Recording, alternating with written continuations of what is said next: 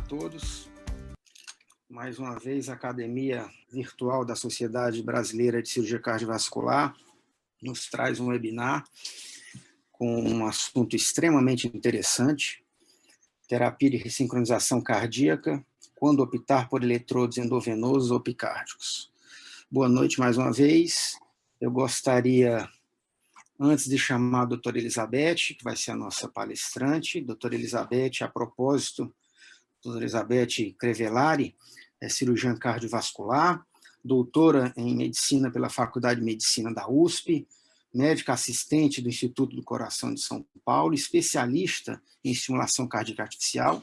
Ela vai ser a responsável por nos brindar com sua apresentação sobre esse assunto. E antes disso, eu gostaria de agradecer ao nosso patrocinador, a Boston Scientific, e gostaria de pedir alguns segundinhos para a doutora Elizabeth para abrir para a turma da Boston falar umas palavrinhas. Alexandra, não sei se vai ser você que vai conversar com a gente. O espaço está aberto para vocês. Muito obrigada, doutora Crísio. Boa noite a todos. Queria aqui agradecer à doutora Elizabeth, além da doutora Crísio e a sociedade pela parceria.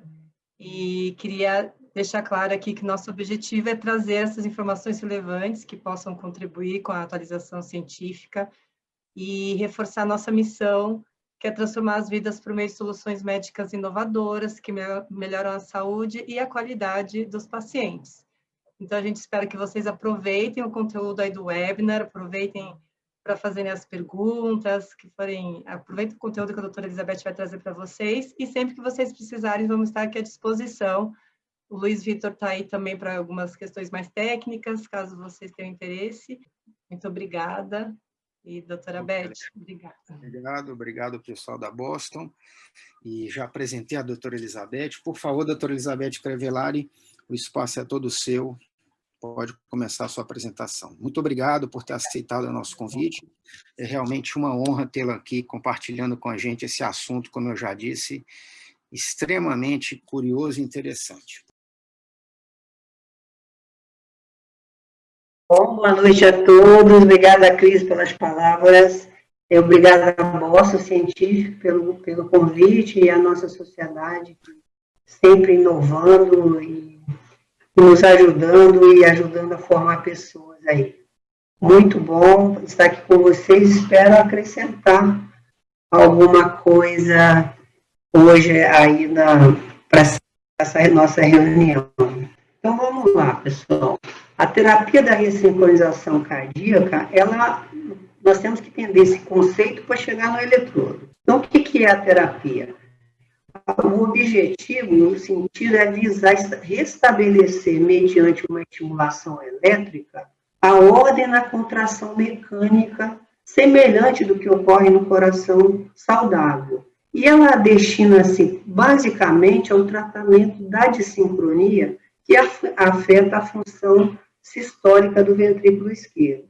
O diagnóstico da dissincronia, ele pode ser observado no eletrocardiograma, com a presença de QRS alargado, normalmente acima de 120 milissegundos, e mais especificamente, observando-se a presença de dissincronia mecânica constatada nos ecocardiografias. Tanto de qualquer modalidade distinta, o ecocardiografista, ele pode avaliar essa dissincronia. Aqui nós temos um exemplo de um paciente com essa dissincronia entre a parede septal e a parede lateral. E a repercussão disso, dando um bloqueio de ramo esquerdo nesse paciente.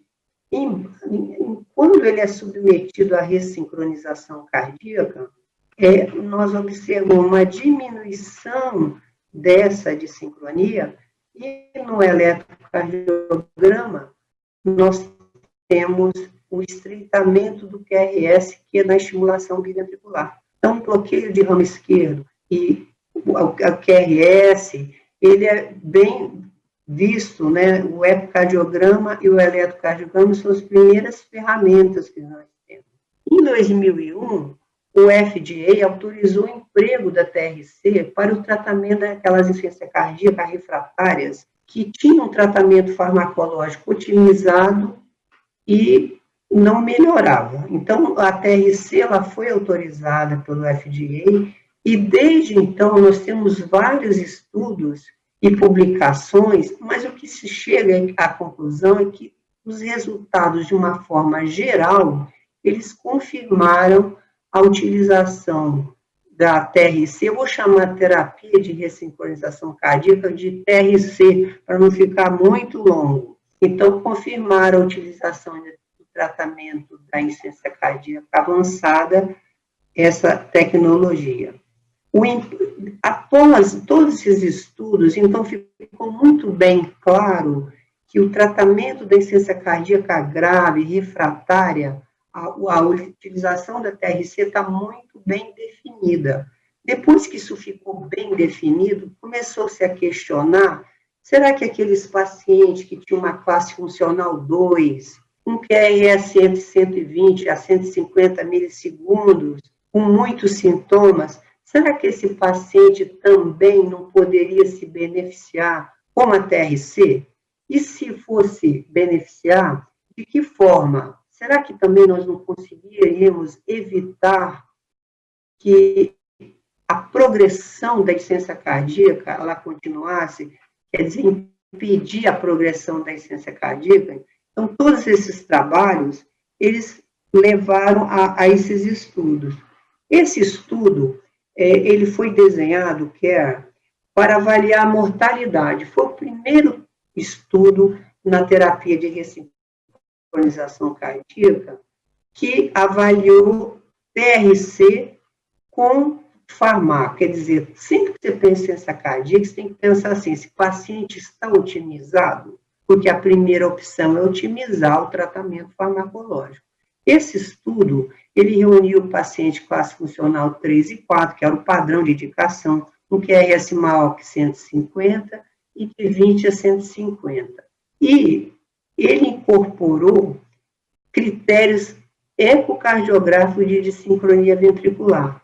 Na inclusão desses pacientes com terapêutica otimizada, TRC mais terapêutica.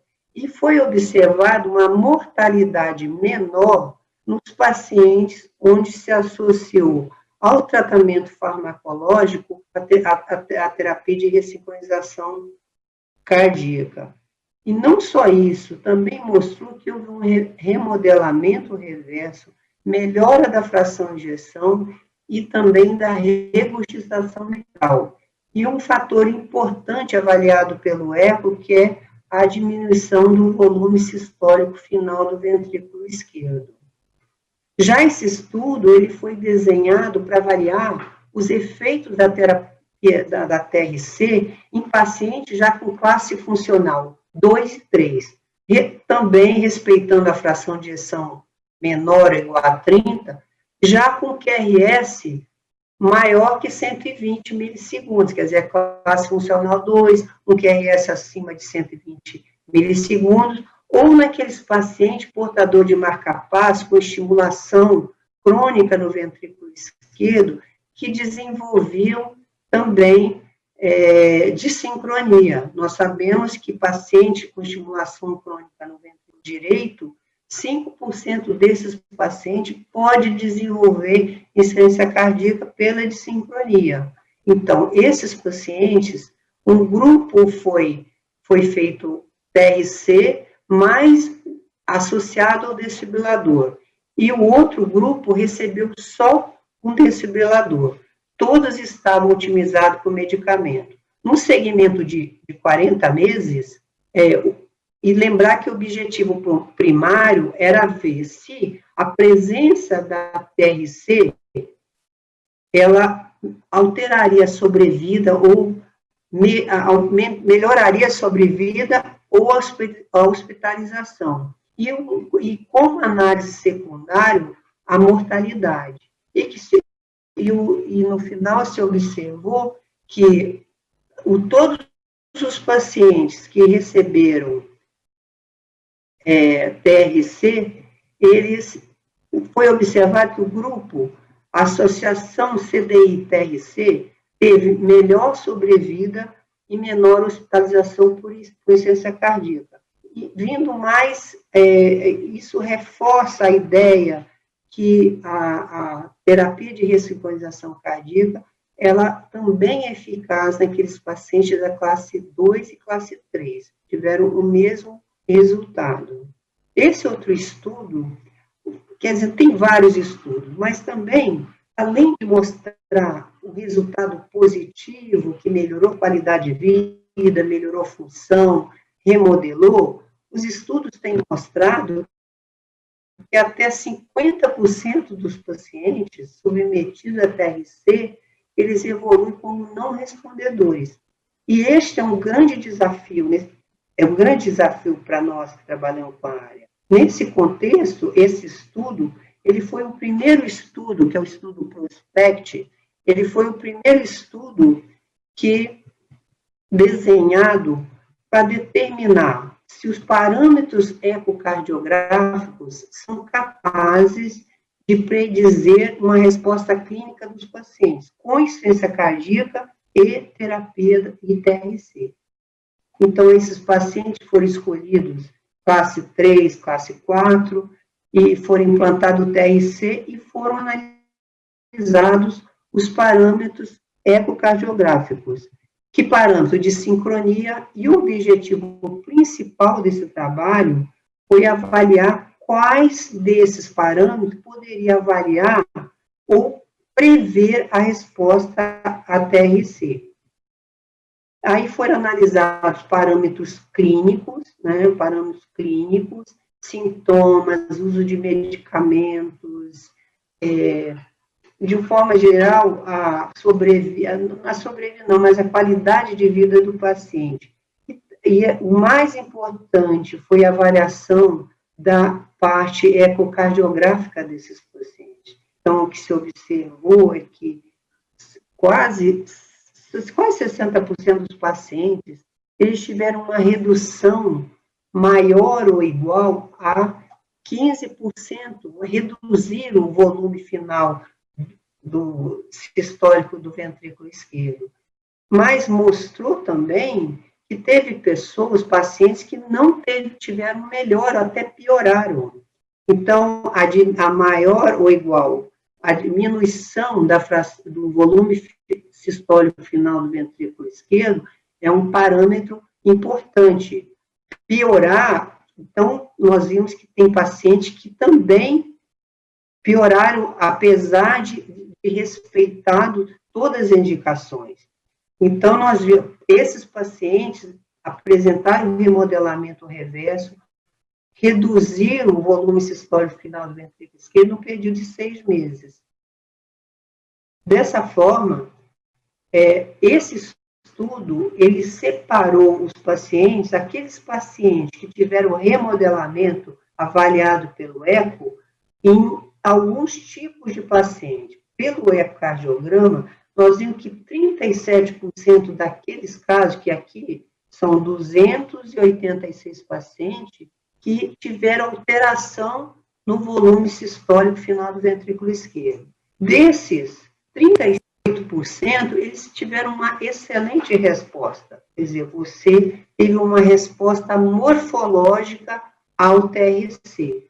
Mas vimos um problema aqui. Sem resposta e resposta negativa, um número muito grande de pacientes. E outros que tiveram uma resposta satisfatória. Isso nos mostra o seguinte: quando nós ressincronizamos um paciente, respeitando aquelas indicações clássicas, você tem um leque de resultado. Esse leque de resultado pode levar aquele paciente que responde super bem, o que responde, o que não muda nada, e aquele não respondedor. E isso é extremamente importante se você pensar no seu resultado final da sua operação. E esse estudo aqui, que é o estudo do Zanon, de 2016, ele mostrou maior taxa ATRC quando você utiliza tecnologia que é estimular em 2 focos do ventrículo esquerdo. Então, aquela época que nós fazíamos estimulação com eletrodo unipolar, lembre-se disso, só tinha eletrodo unipolar, tinha aquela única posição. Hoje, com o advento de novas tecnologias, você pode estimular o ventrículo esquerdo em 2, 3 focos, e aonde você coloca esse cabo eletrodo, quer dizer que é naquela área de maior atraso interventricular, é que você poderá ter melhor resposta no final da sua operação. As indicações atuais, que já são clássicas, também nós devemos levar em consideração, são coisas importantes. Qual é o candidato para a TRC? Então, o candidato, a classe funcional 3 e 4 é um excelente candidato a TRC. Uma fração de ejeção, todos os estudos mostram que fração de ejeção abaixo de 35 igual abaixo é um ótimo candidato. Pelo ecocardiograma, o diâmetro diastólico ventricular esquerdo maior que 55 é um fator. Um QRS que era 150 milissegundos, agora é maior ou igual a 120 milissegundos. E a presença comprovada pelo eco, que tem segmento assincrônico no ventrículo esquerdo. E outra coisa importante é se esse miocárdio é viável. Então, todos esses fatores também nos levam a pensar qual é o paciente que não vai. Nós até podemos implantar o ressincronizador, mas ele não vai ter uma boa resposta. Se você pensar em ter bom respondedor, você também tem que ter critério de exclusão.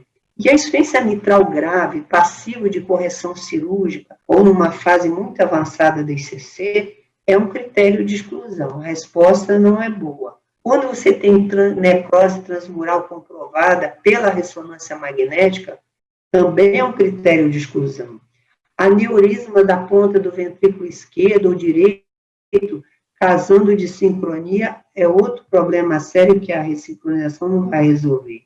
E aquelas, às vezes, o paciente isquêmico, uma área isquêmica que é ativa, e você pode melhorar a contração tratando aquele doente, quer dizer, revascularizando, angioplastando. Então, esse é um paciente que você vai ressincronizar, não vai resolver, porque você tem que resolver aquela área isquêmica.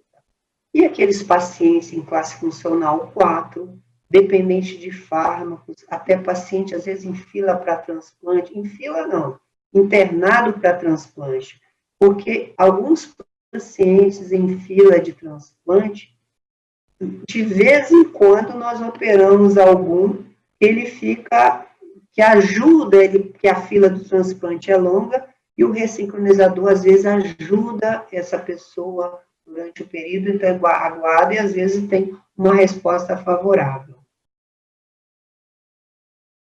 Então, você tem os critérios de inclusão, de exclusão e as indicações clássicas, né? Indicação que isso aqui não pode fugir, que é aquele paciente ainda em classe funcional, que agora é 2 a 4, que a função ventricular é uma fração de 35, menor ou 35%, então, o nível de evidência 1 é aquele paciente que tem um QRS alargado, bloqueio de ramo esquerdo com QRS acima de 150, em classe 1 e 2, com fração de ejeção baixa. São os critérios mais importantes. E também nós temos a evidência 1B naqueles pacientes que têm de 120 a 150, como os trabalhos mostram, que esse paciente também pode ter um bom resultado, ajudando que tenha um remodelamento e que não haja uma progressão da IC. E outros casos que já são de evidência 2A, 2B,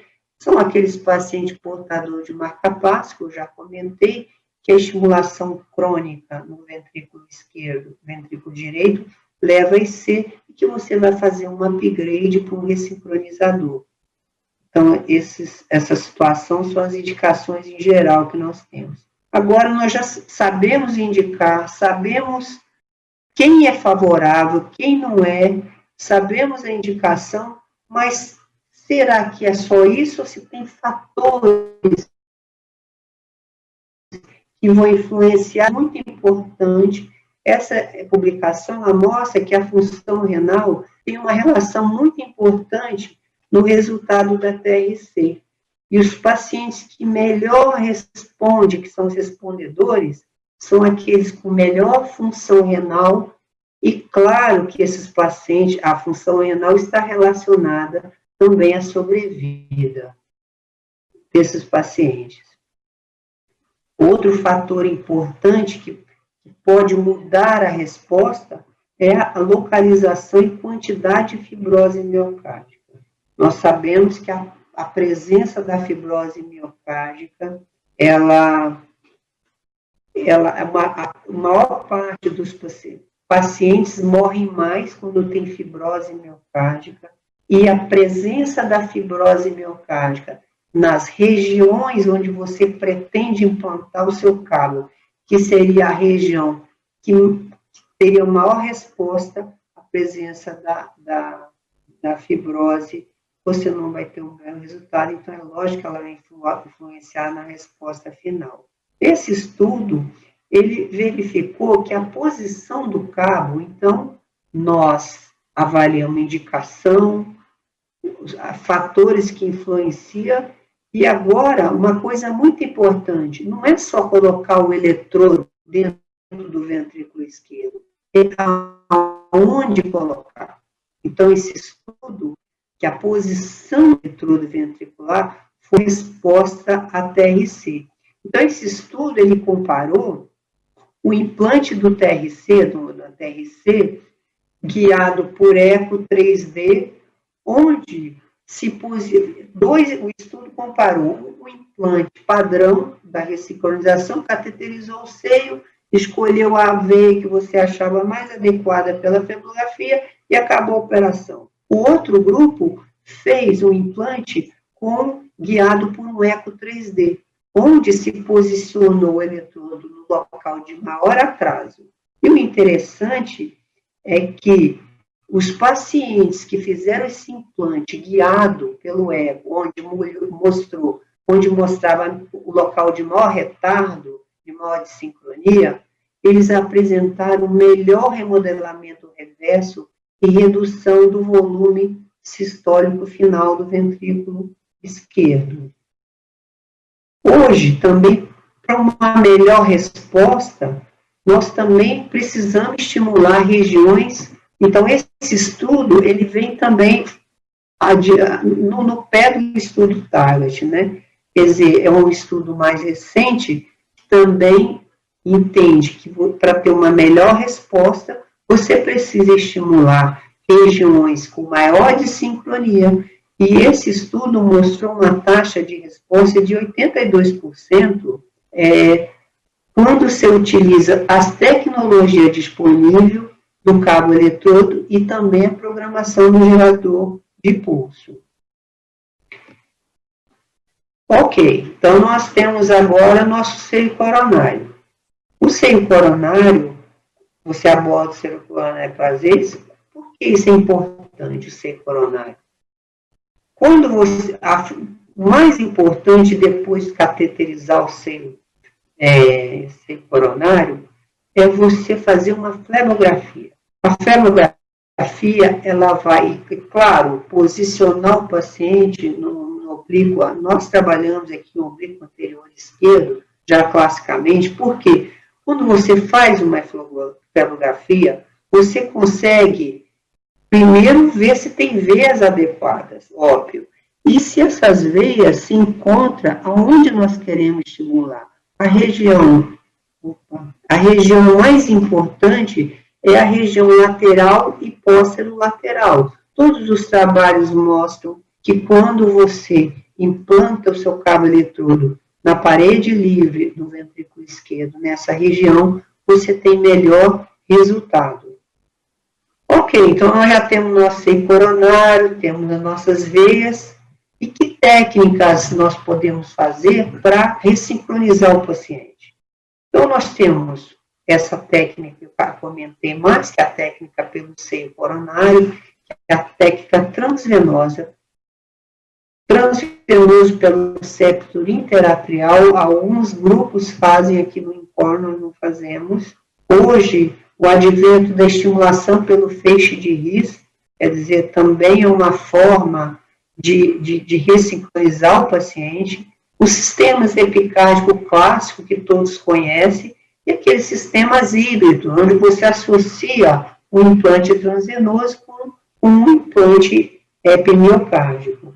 E a técnica transvenosa, ela começa com você conseguindo a punção de uma veia subclavícula, uma jugular, ou dissecando uma cefálica, introduzindo um catéter até o seio coronário, depois você faz a flebografia, introduz o eletrodo pelo seio coronário e vai posicionar o cabo naquela parede e naquela veia que você escolheu e depois retira o catéter guia. Fácil, né? Pelo menos é fácil, né? Porque os residentes falam, é muito fácil, doutora. Por isso que a experiência e a mão de quem faz o treinamento é que leva ao sucesso, né? O sucesso hoje, ele é mais fácil, porque quando nós começamos a implantar, deve ter alguém aí na aula, nós não tínhamos catéteres, não tínhamos eletrodos adequados. Eu lembro que o primeiro biventricular que eu fiz aqui no INCOR, eu usei um gerador atrioventricular. Implantei um sistema ventricular direito, fiz uma toracotomia lateral esquerda, usei um adaptador bipolar verdadeiro, conectei ao ventrículo e mexendo no intervalo AV, nós tentávamos fazer algum tipo de ressincronização. E depois foi mudado o material, com bainhas diferentes. E hoje, a Boston, por exemplo, ela oferece hoje bainhas pré-formatadas. Isso aqui auxilia a cateterização do seio coronário à esquerda, e também bainhas que é um meio desafio você abordar o seio coronário à direita. Às vezes você tem um marca-passo à direita, você quer fazer um upgrade, um ressincronizador, um desfibrilador, e quer associar um ressincronizador, e todo mundo sabe que utilizando as bainhas clássicas, é difícil acessar o seio coronário. Então, a Boston oferece esse tipo de bainha, essa variedade de bainhas, que aí você consegue atingir vários tipos de anatomia, aqueles átrios maiores, menores, e também esse acesso à direita. Com isso, o seio coronário, que parecia uma coisa muito difícil, hoje é muito mais fácil. E raramente não se consegue acessar o seio coronário. Agora, acessando o seio coronário, você vai ter a primeira visão. Você cateterizou o seu seio coronário, você vai ter uma flebografia, você vai ter a sua anatomia. E a anatomia do seio coronário, ela é muito variável. Corações muito grandes têm maior variedade de veias. Corações pequenos, eu fiz uma tese onde eu usei o coração pequeno, o seio coronário, foi muito difícil, às vezes eu tinha uma única veia, uma única. Então, graças a Deus, a insuficiência cardíaca, pelo menos nós temos um seio coronário mais rico, né, para trabalhar.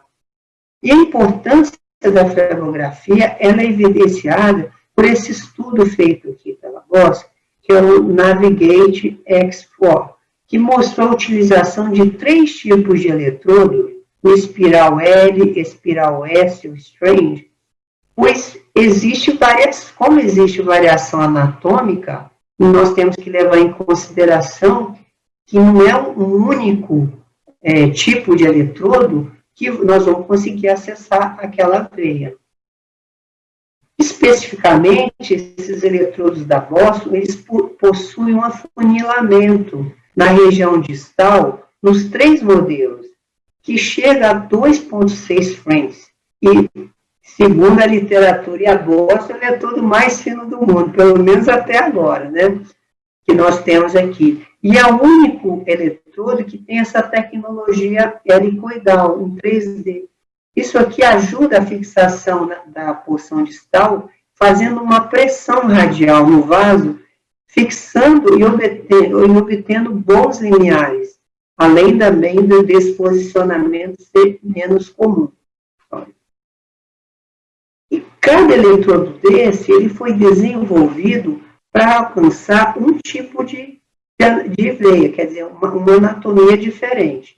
Esse primeiro eletrodo, ele foi desenvolvido para esse aqui mais longo, ele foi desenvolvido para vasos que alcança, às vezes, até o ápice do ventrículo. Então, veja que da ponta até o primeiro anel tem um grande espaço.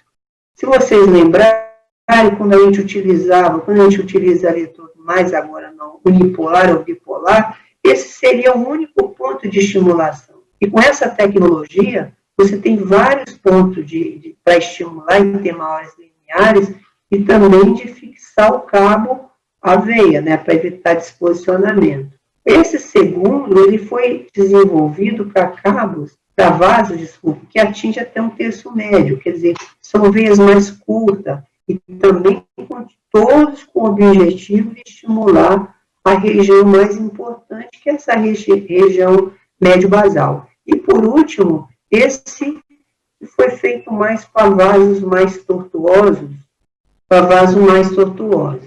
Esse aqui é interessante e mostra cada eletrodo desse e no desenho de que forma ele foi utilizado, de acordo com a anatomia da sua veia, a forma como ele foi utilizado. Esses eletrodos da Boston, eles possuem maior quantidade de polos, vocês viram, né? De estimulação. E com essa tecnologia helicoidal que eu acabei de falar, nesse trabalho ele mostrou uma menor taxa de reintervenção. E existe muita reintervenção por estimulação frênica. E ele mostrou uma menor taxa de reintervenção comparando com outros estudos da literatura. E apenas 0,4% dos casos, nesse estudo, precisaram de reintervenção. Claro que isso está relacionado ao design desse eletrodo, né? Ok, então agora nós sabemos pegar o ser coronário, escolhemos a melhor veia, temos o melhor eletrodo, sabemos onde colocar. Mas nós também temos limitações para o uso do transvenoso. Então, um é aquele paciente que não tem acesso. Ou ele é portador de um marcapasso que complicou um eletrodo, ou ele tem já um eletrodo no ventrículo esquerdo que complicou, tem uma fratura, ou ele tem também é muito comum trombose, a gente sabe que mais de 50% dos pacientes portadores de catéteres de marcapasso têm algum nível de obstrução. Outro caso de limitação são as crianças, o uso na pediatria, que nós sabemos que o grande problema na pediatria é o crescimento da criança. Então, é uma limitação, não quer dizer que não possa ser utilizado, mas lembrar que, além do crescimento, o tempo de uso desse sistema na criança até a fase adulta, provavelmente vai levar a trombose, troca de eletrodo, enfim. Lembrar que a criança ela vai ficar muitos anos, a vida toda usando aquele sistema. Algumas doenças congênitas cardíacas no adulto, no paciente renal crônico, quer dizer, o paciente renal crônico não é que seja contraindicado, mas a utilização do contraste, ele pode piorar, né, uma lesão renal. Outro fator importante, nós temos pacientes que fazem diálise, né, hemodiálise, que tem catéter permanente, e a presença de mais cabos dentro do sistema venoso, o risco de infecção aumenta, principalmente de endocardite, que é uma das causas que mais aparece aqui no INCOR. É paciente que tem um catéter permanente, que tem a portador de marcapasso e acaba tendo um endocardite. E nós também temos o acesso epicárdico. O acesso epicárdico cada vez está menos sendo utilizado. Nós temos tecnologia bastante para sempre usar o seio coronário em quase 90% dos pacientes, e ele está hoje reservado para aqueles casos que eu já falei das limitações ao uso transvenoso. E a técnica já é conhecida dos cirurgiões, da maioria das pessoas. Por muitos anos, nós cirurgiões preferíamos fazer o implante do véio epicárdico, porque faltava ainda material, a gente não estava muito preparado para fazê-lo. Então, para nós cirurgiões, uma toracotomia lateral era muito mais rápida, e nós achávamos que era melhor para o cliente, mas na verdade não é.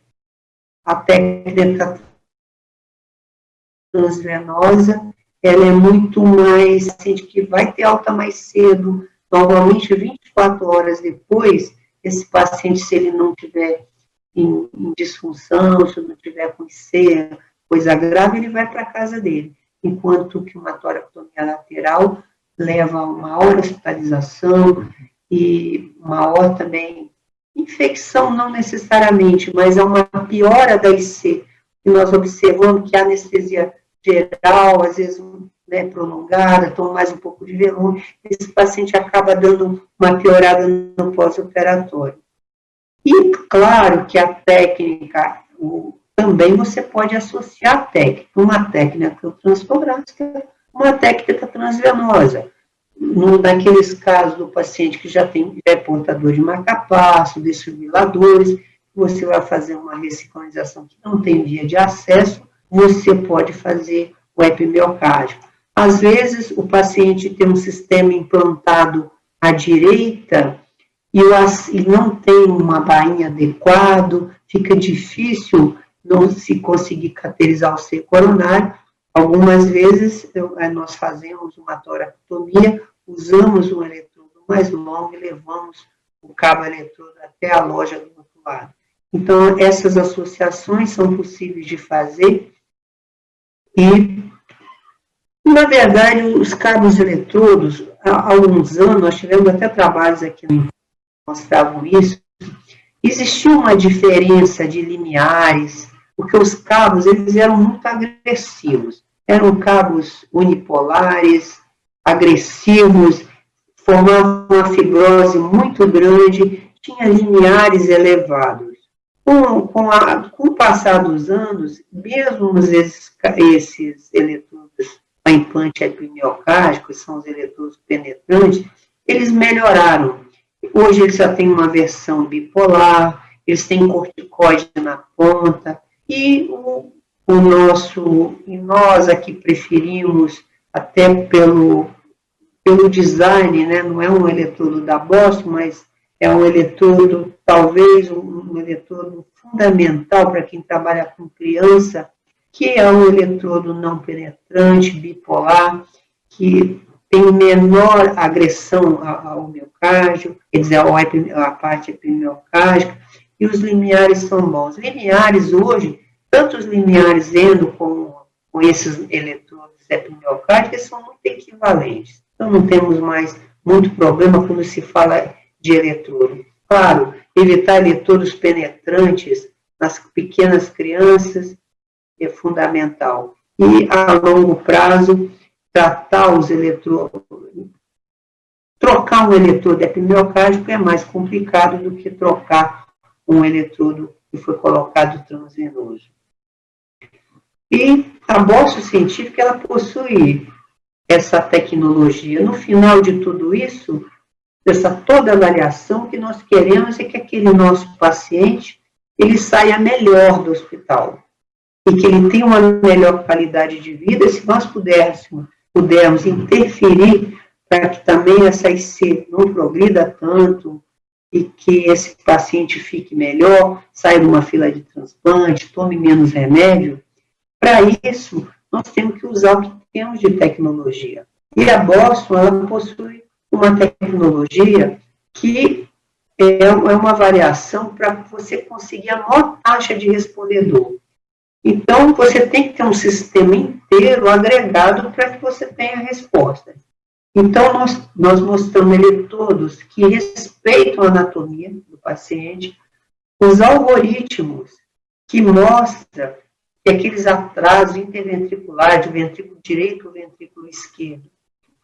Eles também trabalham esses algoritmos, eles maximizam a contratilidade global do ventrículo esquerdo, a tecnologia do multisite, que maximiza a resposta ao paciente, estimulando o ventrículo esquerdo em 2 polos. Então, toda essa tecnologia, ela, no final, nós temos que pensar que o dispositivo é que tem que ser otimizado, e nunca otimizar o paciente, quer dizer, opera o doente, põe o ressincronizador e só aumenta o remédio que dá para ele e não melhora nada. E além disso, quer dizer, tem o eletrodo, nós podemos escolher o melhor local, mas também nós temos que ter o quê? Uma bateria, porque nós sabemos que eletrodos transvenosos, principalmente colocar no ventrículo esquerdo, às vezes não temos bons limiares. Mesmo usando toda essa tecnologia, às vezes no final da operação você colocou o eletrodo num lugar bom, porém o limiar não é muito bom. Então, você ter um dispositivo para implantar no paciente cuja bateria seja capaz de durar bastante, mesmo com esses limiares altos, independente da variação anatômica, isso é extremamente importante. E esse gerador aqui, que é o Resonate X4, ele conseguiu vencer essas barreiras, que era o grande problema, né? Você tem pouca longevidade, estimulava em poucos lugares, era complicado para programar. E esse gerador, ele veio para vencer esses problemas, que é o problema da ressincronização, que é o impacto do gasto da bateria. Né? Com essa tecnologia, você gasta mais bateria. E a bateria desse gerador ele pode durar até 13 anos, com o multipace. E poder otimizar o paciente sem se preocupar com a bateria é uma coisa muito importante.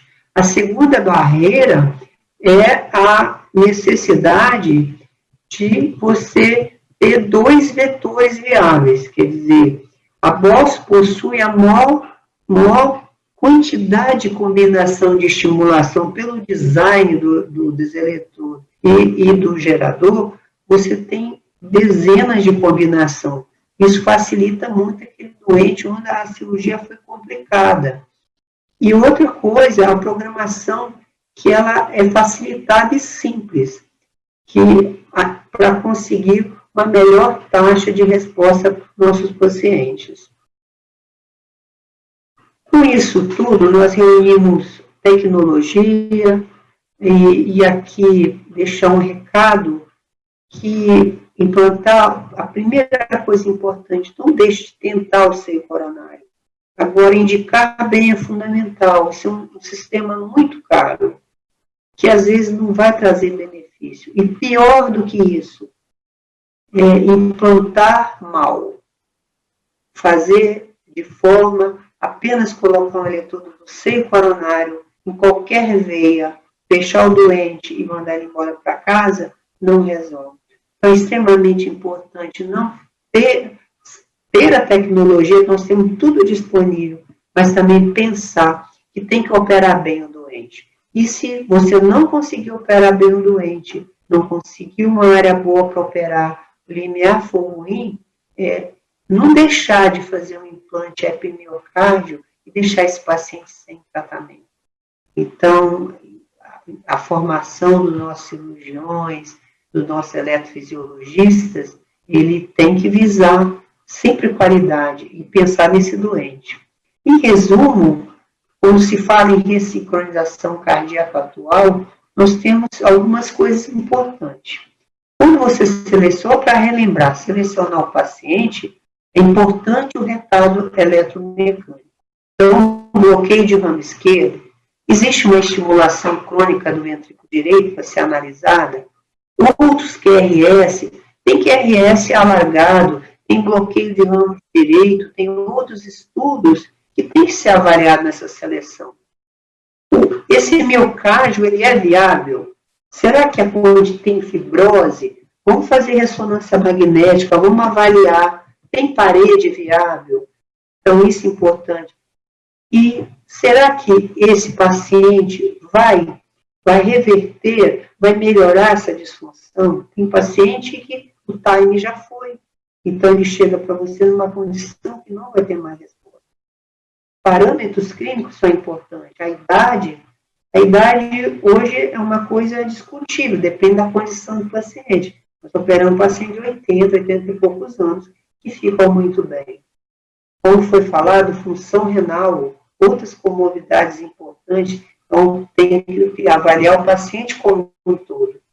E, depois disso tudo, corrigir a desincronia. Isso, depois da seleção, é o mais importante. Então, localização do eletrodo, extremamente importante. Operar só não adianta, tem que estimular naquela região que tem o atraso. E depois de operar, ter condição, um dispositivo que te permite fazer o melhor para o doente. Então, interferir no intervalo AV, a Boston tem o Smart Delay, Vector Guide, quer dizer, são um sistema de programação que pode, um ajuste dispositivo. Outra coisa importante, ver se o paciente tem ritmo atrial ou não, tentar manter a sensibilidade atrial, sentir o átrio, é importante no final da ressincronização. E ver se tem comando ventricular, porque às vezes não tem comando ventricular, sem implante o paciente tem comando ventricular. E também, depois disso tudo, os cuidados com o paciente, né? Ajuste de medicamentos, acompanhamento do doente no consultório, ver se esse paciente, depois que ele sincronizou, como é que está o ritmo dele? Ele ainda está em ritmo sinusal? Ele tem ritmo ventricular adequado? Ele está ajustado? Se ele tem fibrilação atrial, tratar a fibrilação atrial. Se ele tem uma doença, uma taquicardia ventricular, também tratar a taquicardia, ablacionar se for possível. Isso tudo, juntando tudo isso, é que você vai responder se você fez tudo por esse paciente. Mas lembrar que escolher o eletrodo é importante, saber onde colocar também, mas acompanhar o doente e esse segmento é extremamente importante. Obrigada, pessoal. Aí, se precisar de alguma pergunta, estou à disposição. Cris, obrigado por estar aqui moderando esse nosso bate-papo. Muito obrigada a todos. Novamente agradeço a palestra da doutora Elizabeth, realmente uma apresentação muito completa, desde o histórico dos estudos até a abordagem das técnicas, realmente gostei bastante. E vamos para as perguntas, então. Temos alguns minutos para perguntas. O Laio Vanderlei pergunta aqui, no momento de programar o dispositivo, há parâmetros-alvo para os intervalos AV e IV, doutora Elizabeth? Implantou o dispositivo, vamos para a programação, há parâmetros... Eu vou deixar o colega da Boston, que é especialista em programação, responder por causa da especificidade técnica do aparelho deles. Pois não. Perfeito. Essa resposta sobre os parâmetros-alvos para a avaliação, isso depende muito do paciente. Então, qual vai ser o intervalo AV do paciente, onde está o local do eletrodo, e por isso o nosso próprio algoritmo, o Smart Delay, ele leva tudo isso em consideração. O átrio sentido, o átrio estimulado, o sense para o VD, para o VE, os atrasos interventriculares pelo Vector Guide. A doutora Elizabeth Crivellari até mostrou um estudo no nosso Smart AV, mostrando que a taxa de sucesso dos pacientes, a maior taxa de respondedores é quando você encontra uma posição que tem um atraso acima de 105 milissegundos. Então, durante esses parâmetros de programação, isso depende do paciente. Se você vai estimular o VD, BIV, qual vai ser o atraso de LV offset, você não pode ter um intervalo AV muito curto ou muito longo. Então, os nossos algoritmos, eles dão essa predição, eles dão um bom caminho de programação e, às vezes, até a melhor programação, e sempre isso alinhado ao QRS, avaliando principalmente a qualidade de vida do paciente, qual é a classe funcional dele. Então, essa é o que eu tinha para falar sobre essa questão de programação. Então, os algoritmos vão te dar um bom direcionamento, e com isso, toda a parte clínica e médica, com otimização, se for possível, por eco, então, e também a própria medicação do paciente. Seguindo, apenas para tentar, perfeito o que ele colocou, tudo é muito relativo e cada paciente é diferente, mas para tentar objetivar, eu acho que tem muita gente curiosa, principalmente quem tem um pouco menos de experiência com o assunto, mas tentando objetivar o que talvez não possa ser objetivado, quais seriam então os intervalos AV e IV mais usuais? Você que está direto aí acompanhando implantes, enfim. Objetificar isso é muito difícil, por conta do posicionamento do eletrodo, do local. Então, realmente, hoje, durante o procedimento, a gente sempre vai estar olhando para o QRS. Então, encontrar o melhor QRS, encontrar uma fusão, uma pseudofusão que tenha um encurtamento do QRS. Hoje a gente não tem um valor específico, porque tem pacientes que chegam com QRS, com PR curto, PR longo, fazendo 2:1, até BABT, FA, então tem alguns outros algoritmos que vão estar contribuindo para a melhora da fração de ejeção e melhora clínica do paciente. Mas hoje a gente não consegue dizer um valor específico. Um paciente que não tem um BABT, a gente tem paciente que não tem doença do nó AV, a gente tem a opção de fazer uma programação de fazer uma fusão, então a gente estimula só o ventrículo esquerdo com o nosso LV1 e faz uma fusão, preservando o ventrículo direito, a estimulação do ventrículo direito, com a ideia de, se não está quebrado, não precisa consertar. Então, é bem difícil responder essa pergunta para você, doutor. Ok. O doutor Eduardo Rocha, nosso presidente, tem uma pergunta aqui. Você sempre faz a programação acompanhada pelo ecocardiograma? A programação, não. Aqui no INCOR funciona um pouco diferente as coisas. Nós temos 2 grandes grupos que trabalham aqui. Então, o grupo do Dr. Martino Martinelli faz toda a parte de clínica, avaliação e acompanhamento dos pacientes. E nós temos o grupo cirúrgico que opera os pacientes.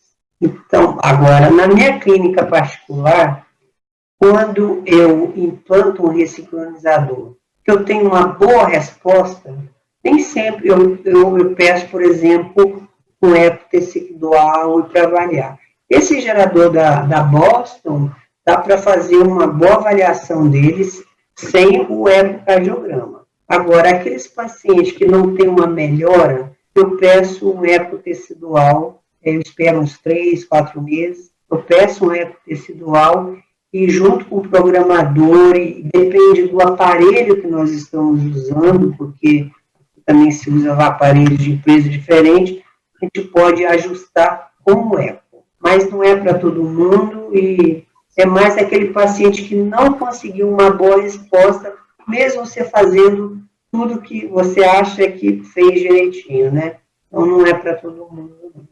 E o eco tecidual é um negócio caro que não tem acesso ao Sistema Único de Saúde. Então, só dá para pedir para o paciente que tem um convênio particular. Vai ficar mais difícil. Doutora Elizabeth, seguindo essa linha de raciocínio, foi bem colocado na sua apresentação que é muito importante estar relacionado com a responsividade do paciente o posicionamento do eletrodo na área de maior dessincronia, né? Como funciona? Qual é o protocolo do Instituto do Coração? Os pacientes vão para o implante, como são estudados, que exames são realizados, eles vão usá-la sabendo a área de dissincronia? E qual é o exame que é feito? Não, é assim, todos os nossos pacientes que vão para a ressincronização, ele passa pelo aquele protocolo, o mínimo que ele tem é um ecocardiograma bidimensional. Agora, nos pacientes isquêmicos, e naqueles pacientes onde pode ter mais fibrose, alguns casos é feito ressonância magnética para avaliar se tem fibrose ou não, e se tem área viável. Então, pela ressonância magnética, naqueles que têm, nós sabemos se a parede que você quer trabalhar é viável ou não. Agora, pelo eco, para você escolher, você teria que fazer aquele estudo com o eco.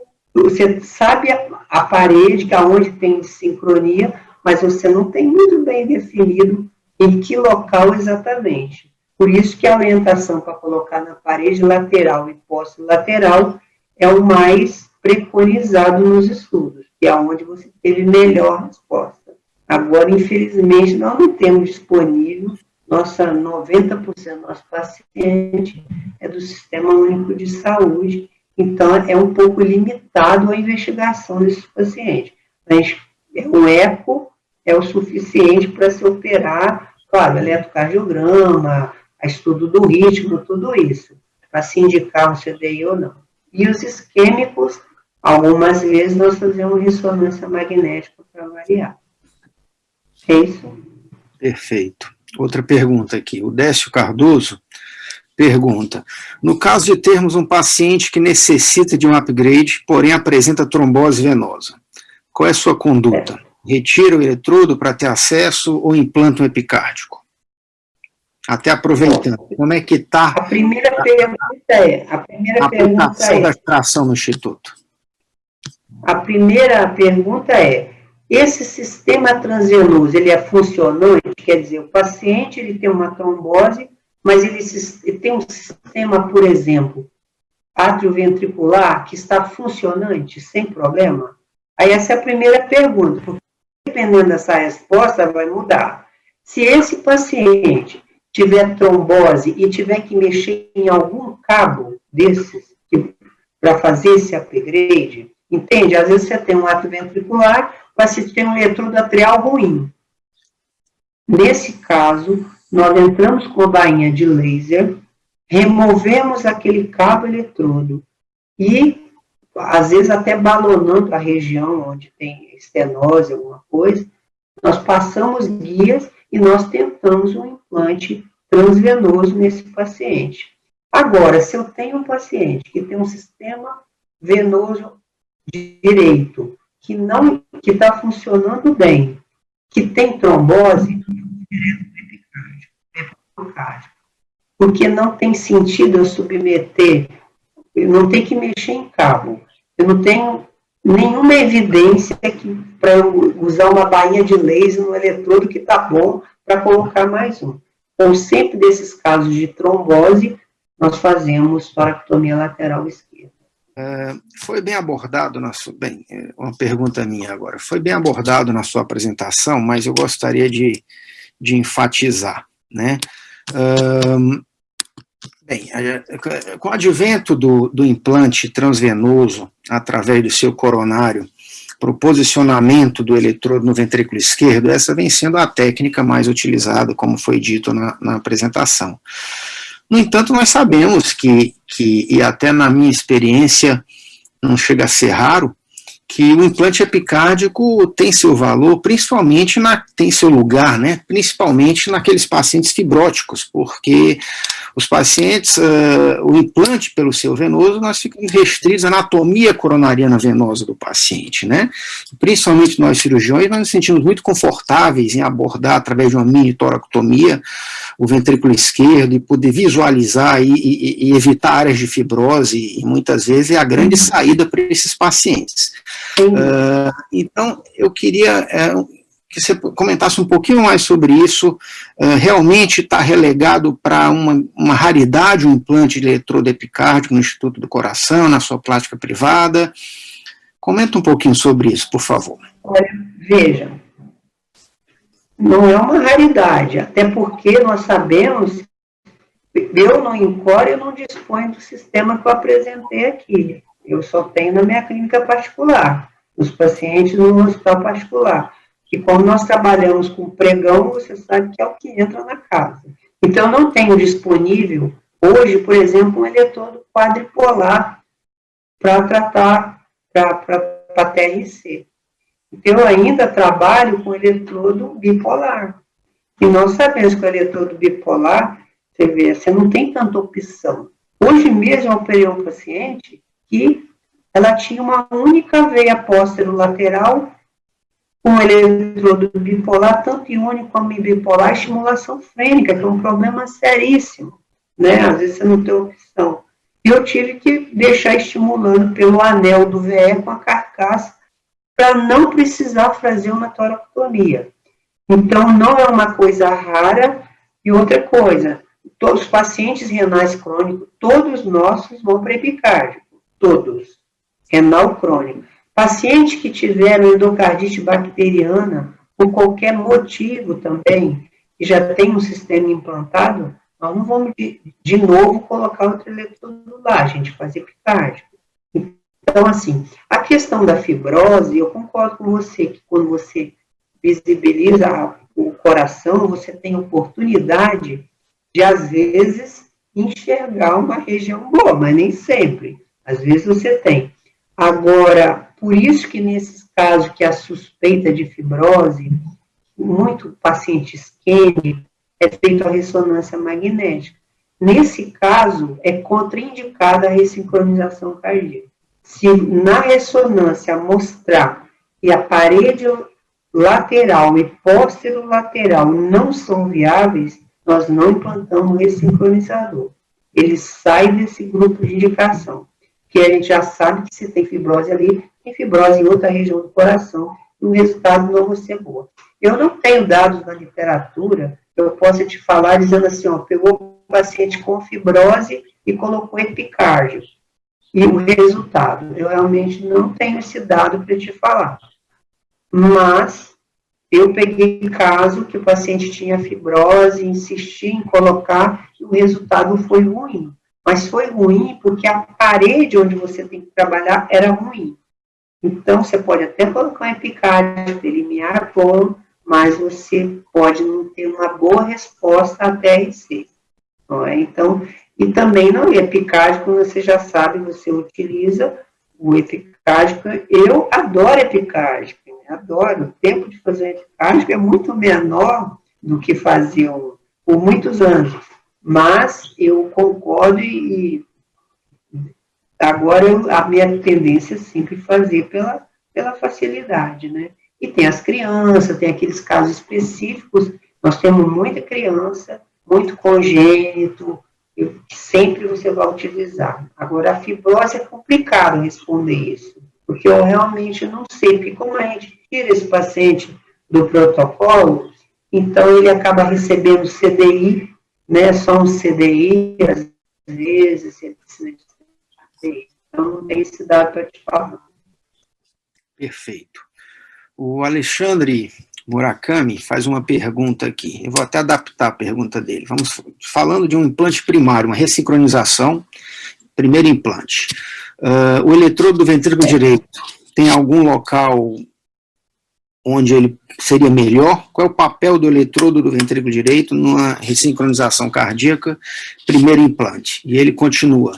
Tem benefícios em um ventrículo esquerdo muito grande associar a estimulação de RIS e parede lateral? Isto é, pelo que eu entendi, ele quer saber, só se fala em eletrodo de ventrículo esquerdo quando se fala em ressincronização, né? Então, e sobre o eletrodo do ventrículo direito? Algum local pode trazer algum benefício a mais? E tem benefício associar a ressincronização convencional com a estimulação hiciana? Bom, a pergunta é boa. Desde muito tempo nós fizemos trabalho aqui no INCOSP, e foi feito fora também, onde se comparava, colocava o cabo eletrodo no ventrículo direito em várias posições. E se analisou se aquilo ali tinha alguma repercussão hemodinâmica importante. Na época não foi muito conclusivo esse trabalho. Mas hoje, pensando em despolarização, né, da melhor, da repolarização e despolarização do ventrículo, nós temos optado sempre por implantar no septo. Seja septo baixo, médio ou alto, tem sido a preferência, que parece ser uma estimulação mais... O QRS é mais estreito, parece ser uma melhor... do ponto de vista hemodinâmico, parece ser o melhor local para implantar o eletrodo ventricular direito. Então, com certeza faz diferença. Agora, em relação à associação do feixe de risco, eu não tenho experiência para responder isso, porque, inclusive, o feixe de risco aqui no INCOR, a gente nem está fazendo, porque não tem um eletrodo. Nós fizemos treinamento, mas nós não temos ainda a bainha, o eletrodo próprio, ainda nós não temos aqui. Então, eu não tenho experiência para dizer se seria melhor. Se tiver alguém fazendo, que estiver escutando essa aula, assistindo a aula, seria interessante a pessoa falar da experiência pessoal. Eu não tenho experiência para dizer se seria uma boa. Olha, mal não deve ser. Eu acho que mal não deve ser, mas isso aí é só uma suposição, não tenho experiência para falar. E feixe de risco ainda, nós estamos, tem resultados bons, mas como nós estamos falando de eletrodo, nós sabemos que temos problemas relacionados aos eletrodos com feixe de risco, de desposicionamento, de limiar alto. Então, eu tenho a impressão que é uma tecnologia muito boa, ela vai ajudar muito o doente, porém, precisa melhorar. Ainda nós não temos o eletrodo ideal, eu acho, pelo que se tem na literatura. Né? Então, vamos aguardar, principalmente. É isso. O Pedro Bussab fez aqui uma pergunta que eu acho até que já foi respondida, né? Ele gostaria de saber se você costuma fazer otimização da TRC em todas as avaliações de rotina ou apenas nos pacientes que não estejam apresentando melhoria clínica, né? Pelo que eu entendi, naqueles que vão muito bem, enfim... Não, né? Depende da tua otimização. Sempre se procura, durante a avaliação, ver o ideal, reavaliar, ver se está se fazendo o que é de melhor que se pode fazer naquele momento da programação. Uma coisa é fazer isso acompanhado de um eco tecidual. Outra é usar os algoritmos que o próprio aparelho oferece para ver se nós estamos trabalhando bem. Então, no primeiro momento, eu acho que o paciente vem e não melhorou muito, o primeiro momento é usar o algoritmo e tentar otimizar ali durante a programação, na avaliação no consultório. Pelo menos é o que eu tenho feito no consultório. Mas não é uma rotina, vocês não têm um protocolo de rotina para todo paciente após TRC ser submetido a ajustes do dispositivo durante a realização do eco. Não, isso não. Não, veja, quando você quer fazer, você quer, mas não é rotina, todo paciente que é ressincronizado faz ajuste com eco, de jeito nenhum, não é. Deveríamos fazer, eu acho, porque seria interessante fazer, mas eu acho que não é muito viável. Tem convênio, por exemplo, que não paga o eco tecidual, ainda não paga. Então, normalmente o paciente tem que pagar e tal, e não é uma coisa tão simples. Outra coisa, não é só o eco tecidual. O examinador, ele é fundamental. Por exemplo, quando eu tenho um paciente, eu só tenho um médico que eu peço para fazer. Tem um colega do INCOR que trabalha muito com ecocardiografia e ressincronizador. Isso, por na mão de qualquer avaliador, ele não vai saber trabalhar também. Você também depende de ter uma pessoa com boa formação em eco e ressincronização para fazer esse ajuste. Esse também é um problema grave, que você pede o eco, qualquer um vai fazer, não está acostumado, não sabe o que é sincronização. Então, você tem que ter pessoas, ecocardiografistas, preparados para isso. Esse eu acho que é o problema.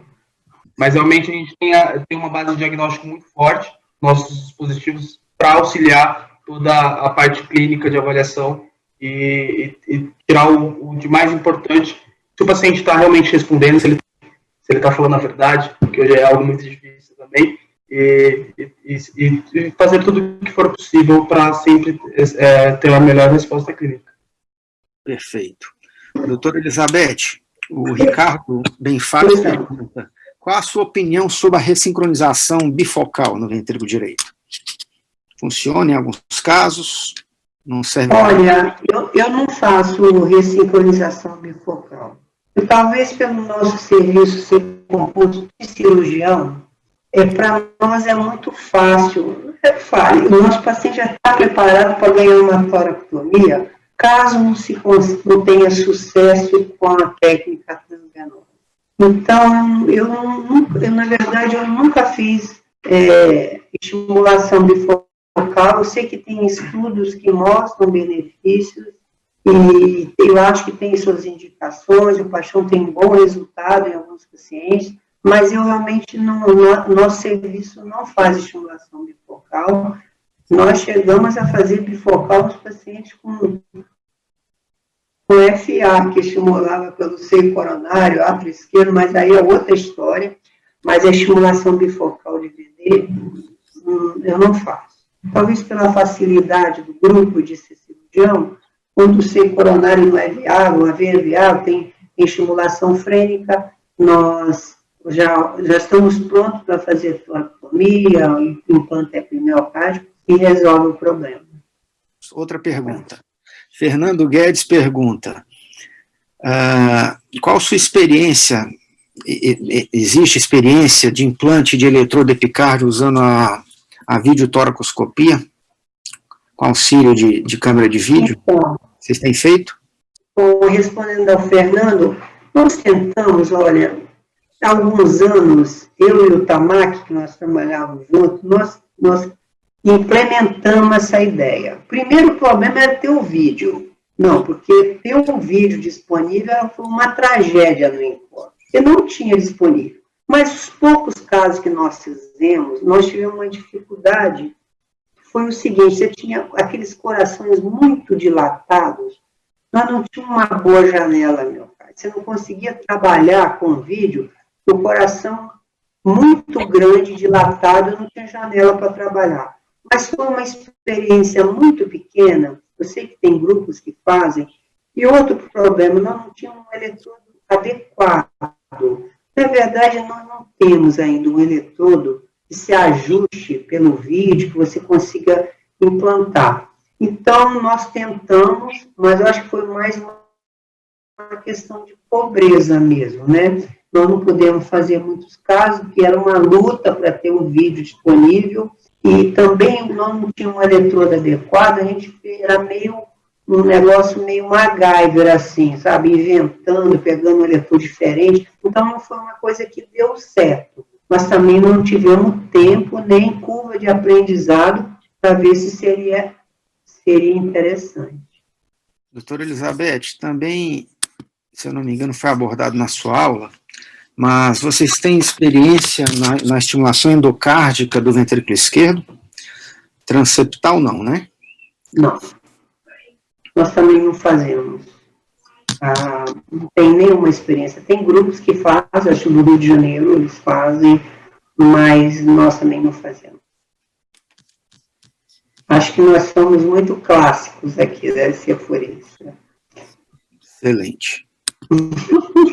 Não, mas não fazemos, não. Fazemos uma questão do serviço. Eu acho que cada serviço tem as suas rotinas, seu índice de sucesso, não é? O que fica melhor, o que tem melhor resultado. Então, eu não tenho experiência, eu nunca fiz. O Roberto, acho que também não. Aqui, não. Existe controvérsias dessa estimulação trans, né, real, existe controvérsia, então nós não temos, não. Bem, eu estou bastante satisfeito. Pelo chat aqui, não restam mais perguntas. Nós estamos pertinho também do nosso tempo. A senhora gostaria de concluir com alguma argumentação, doutora Elizabeth? Eu primeiro quero agradecer mesmo essa oportunidade, que é uma experiência nos tempos novos agora, né? Uma oportunidade foi muito bom conversar com todo mundo, não consegui ver todo mundo, mas eu sei que tem muitos conhecidos, e eu acho que o recado final é assim, faça aquilo que você consegue fazer melhor, porque o paciente, nossa, ele é muito grave, ele não aceita desaforo. Então, se você não está treinado para usar uma tecnologia nova, chame alguém para ficar com você, para te treinar, para te auxiliar, até você pegar a mão. Porque eu tenho que pensar no paciente no final. também não existe o melhor ou o pior. O melhor é que o paciente fica melhor, que você faz bem. Isso vale, a preocupação com o paciente, eu acho que é o mais importante. Deixar a vaidade, quando não soubermos fazer uma coisa, chama um colega que sabe usar tecnologia, com certeza tem vários que se dispõem a ir até os serviços, ajudar.